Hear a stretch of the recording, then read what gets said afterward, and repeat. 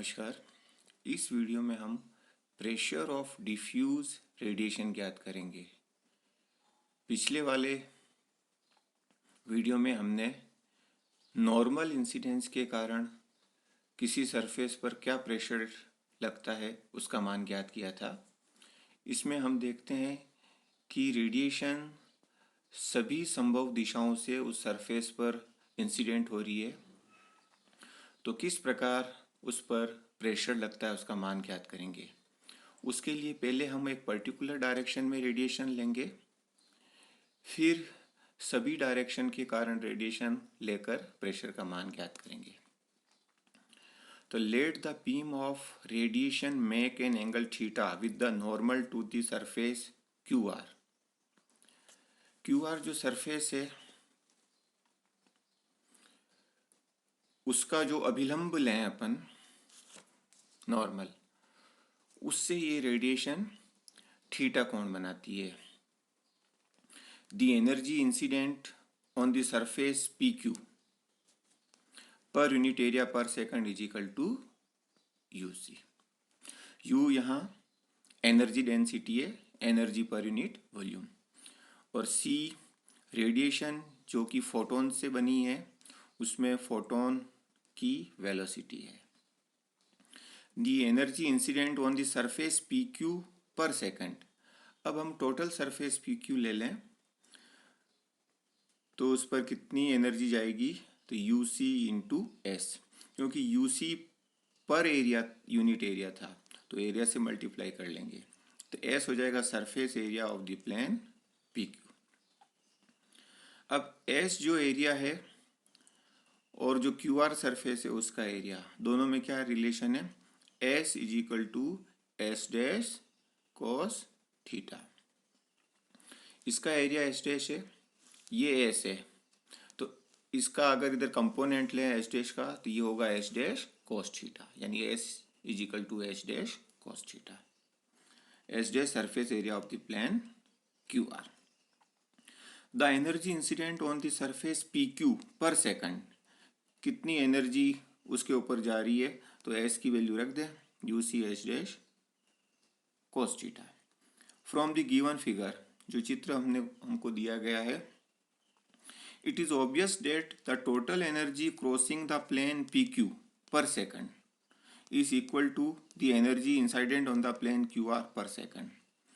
इस सरफेस से हम देखें कि इस सरफेस को जितनी एनर्जी एक सेकंड में पार कर रही है उतनी ही एनर्जी QR सरफेस को एक सेकंड में पार कर रही है। Therefore the energy incident on the plane QR per second is equal to हो जाएगा you C S dash cos theta, same value जो पी क्यू सरफेस के लिए थी। So that the energy incident on the plane Q R per unit area per second. अब उसके unit area में कितनी एनर्जी जाएगी, तो उसके एरिया से डिवाइड कर देते हैं, तो ये हो जाएगी U C cos theta. Therefore the momentum incident on the surface Q R per unit area per second, कितना मोमेंटम उसके ऊपर इंसिडेंट हो रहा है, कितना संवेग उस पर आपतित हो रहा है पर सेकंड, तो ये हो जाएगा you see cos theta upon c velocity उसकी, तो ये हो जाएगा u cos theta. The component of this momentum in a direction normal to the surface Q R. अब क्यू आर जो सरफेस है उसके नॉर्मल डायरेक्शन में कितना मोमेंटम उसके ऊपर जा रहा है, तो उसके लिए ये हो जाएगा u cos theta into cos theta, उसका कंपोनेंट ले लेंगे, तो ये हो जाएगा u cos square theta. If all this momentum is absorbed, यदि ये सारा संवेग अवशोषित हो जाता है उस सरफेस क्यू आर द्वारा, then the above expression gives the pressure of radiation on the surface Q R. तो जो रेडिएशन थीटा एंगल पर आ रही थी क्यू आर सरफेस पर, तो उसके कारण कितना प्रेशर लगेगा, वो ये लगेगा u कोस स्क्वायर थीटा। लेकिन ये पर्टिकुलर एक डायरेक्शन में रेडिएशन आ रही थी, वहाँ जो रेडिएशन है वो सभी डायरेक्शन से आ रही है, यानी हम डिफ्यूज रेडिएशन की बात कर रहे हैं, तो उसके लिए जो प्रेशर का जो एक्सप्रेशन होगा वो इससे डिफरेंट होगा। तो सारी डायरेक्शन को हमको कंसीडर करना पड़ेगा। तो इसके लिए हम क्या करते हैं, In the case of diffuse radiations, the radiation is incident from all possible directions with equal probability. तो इसको समझने के लिए हम एक ये डायग्राम लेते हैं. To calculate the pressure of diffuse radiation, imagine a hemisphere of radius r round the center O of the element QR. QR जो एलिमेंट था सरफेस जिस पर रेडिएशन सभी डायरेक्शन से आ रही है, उसके चारों ओर आर रेडियस का हम एक हेमीस्फीयर की कल्पना करें. Now from the surface of the hemisphere, इस हेमीस्फीयर के सरफेस से कट आउट ए रिंग, एक रिंग शेप्ड एलिमेंट काटते हैं ए बी सी डी. कैसे? By means of two cones of semi angles theta and theta plus D theta drawn from O as apex and O M as axis. O को apex मानते हुए, किसी कोन के शीर्ष मानते हुए दो कोन बनाएंगे, दो शंकु बनाएंगे. एक थीटा एंगल पर बनाएंगे और एक थीटा प्लस डी थीटा. तो दो शंकु बनेंगे. तो दो शंकु जब इस सरफेस को इंटरसेक्ट करेंगे तो एक रिंग शेप्ड एरिया हमको ज्ञात होगा. तो उस रिंग की बात हम कर रहे हैं. यहाँ ओ एम इसका इस पर परपेंडिकुलर हो जाएगा क्यू आर पर. अब ये जो रिंग गई ये आर है, तो इसकी रेडियस क्या होगी? इसकी रेडियस होगी आर साइन थीटा. ये थीटा है तो ये हो जाएगी आर साइन थीटा. इसकी रेडियस आर साइन थीटा होगी तो इसका सरकमफेरेंस क्या हो जाएगा? 2 पाई आर साइन थीटा. तो इसकी विड्थ क्या होगी? ये आर है और दोनों के बीच ये डी थीटा है, तो इसकी जो विड्थ होगी वो होगी आर डी थीटा. तो इस रिंग का एरिया कितना हो जाएगा? 2 pi R sine theta into R D theta, यानी 2 pi are square sine theta D theta. अब हम ये मान लेते हैं कि the radiation having total beams N, यानी उस रेडिएशन में जो चारों दिशाओं से आ रही है उसमें कितना पुंज है, कितने फोटोन है कुल? तो एन फोटोन है उसके अंदर. Is consider to be uniformly distributed over the surface of the hemisphere, यानी जो रेडिएशन है वो समान रूप से उस हेमीस्फीयर का जो पृष्ठ है उस पर वितरित है. और उस हेमीस्फीयर का जो एरिया है वो हो जाएगा 2 pi are square. The number of beams passing through the area of the ring, वो जो रिंग हमने कंसीडर की थी ABCD, उसमें से कितनी बीम गुजर रही है? तो टोटल बीम n है, उसका जो 2 पाई आर स्क्वायर एरिया है उस पूरे हेमीस्फीयर का, उसमें से n गुजर रही है.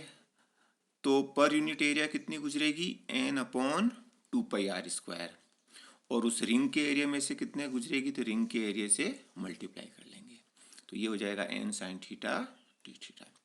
तो fraction of beams incident between angle theta and theta plus D theta, यानी उन पुंजों का, उन फोटोनों का वह अंश जो थीटा और थीटा प्लस डी थीटा के मध्य उस पर आपतित होता है. तो वो हो जाएगा dn upon n sine theta D theta. The pressure exerted on the surface QR due to this fraction of beams, इस पुंज के अंश के कारण, भाग के कारण जो उस पर प्रेशर लगेगा dp dn upon n into U cos square theta. तो dn अपॉन n का मान रख दो तो ये U cos square theta sine theta D theta आ जाएगा. ये तो एक पर्टिकुलर डायरेक्शन के लिए हुआ.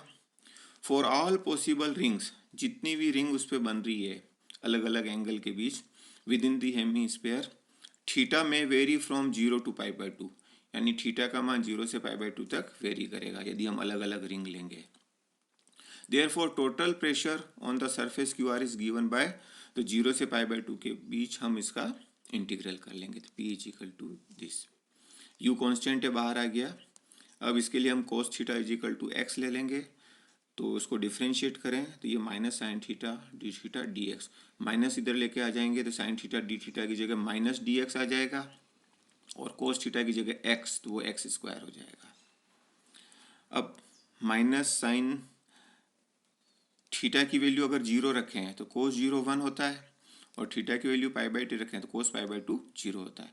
माइनस साइन के कारण अगर माइनस साइन हटाएंगे तो ये लिमिट उल्टी हो जाएगी, तो 0 से 1 ले लेंगे। एक्स स्क्वायर का इंटीग्रल x³ लिमिट 0 से 1 ये रखेंगे तो 1/3 आएगा, तो u/3। तो प्रेशर P होगा u/3। तो प्रेशर ऑफ डिफ्यूज रेडिएशन होगा 1/3 इंटू एनर्जी डेंसिटी। और हमने पहले देखा था कि नॉर्मल इंसिडेंस में अभिलंबीय आपतन हो रहा है, यानी पृष्ठ पर जो बीम है, जो रेडिएशन है, वो अभिलंबत आपतित हो रही है, नॉर्मल रूप से इंसिडेंट हो रही है, तो प्रेशर P का मान U के बराबर होता है। लेकिन डिफ्यूज रेडिएशन के लिए उसका मान U के 1/3 के बराबर